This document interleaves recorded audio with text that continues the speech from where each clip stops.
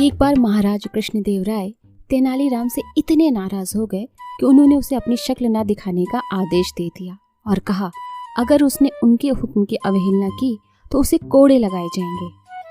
महाराज उस समय बहुत क्रोधित थे, इसलिए तेनालीराम ने वहां से जाना ही उचित समझा।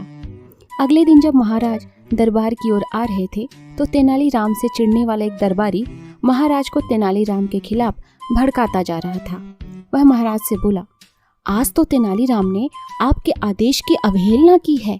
आपके मना करने के बावजूद भी वह दरबार में आया है और वहाँ ऊल जुलूल हरकतें करके सबको हंसा रहा है। दरबारी की बात सुनकर महाराज के कदम तेजी से राज दरबार की ओर बढ़ने लगे।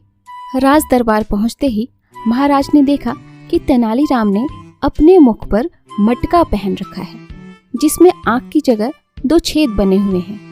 यह देखते ही महाराज आग बबूला हो गए और तेनालीराम पर गरजे, एक तो तुमने हमारा हुक्म नहीं माना और ऊपर से अजीबोगरीब हरकतें कर रहे हो।